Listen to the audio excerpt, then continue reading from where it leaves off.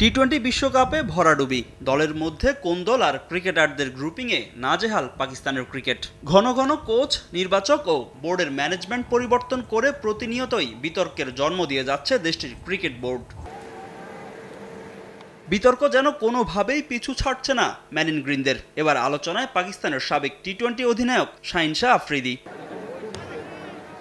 টি-20 বিশ্বকাপের আগে ইংল্যান্ড ট্যুরে যায় পাকিস্তান। হেডিংলিতে অনুশীলনের সময় বেশ কয়েকটি নোবল করেন পেসার শাহিন শাহ আফ্রিদি। জানিয়ে তাকে সতর্ক করতে গেলে ব্যাটিং কোচ মোহাম্মদ ইউসুফের সঙ্গে বিবাদে জড়ান এই পেসার। দুজনের মধ্যে উত্তপ্ত বাক্য বিনিময় হয়, যদিও পরে গোটা দলের সামনে ইউসুফের কাছে ক্ষমা চেয়ে বিষয়টি নিষ্পত্তি করেন শাহিন।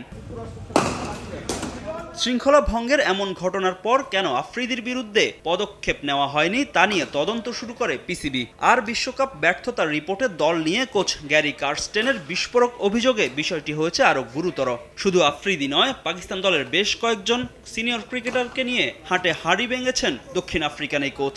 নগদের কাছে সব গ্রাহকই প্রিয়, তাই তো সারা দেশে ক্যাশ আউট চার্জ সবচেয়ে কম। এখন দেশটির গণমাধ্যমে খবর, শৃঙ্খলা ভঙ্গের কারণে বাংলাদেশের বিপক্ষে হোম সিরিজে 2টি টেস্ট থেকে বাদ পড়তে যাচ্ছেন শাহিন শাহ আফ্রিদি। শুধু আফ্রিদি নয়, নতুনদের সুযোগ করে দিতে এই সিরিজে বেশ কয়েকজন সিনিয়র ক্রিকেটারকে দলে না রাখার সিদ্ধান্ত নিয়েছে পিসিবি। সিরিজ সামনে রেখে শিগগিরই রাওয়ালপিন্ডিতে অনুশীলন শুরু করবে পাকিস্তান।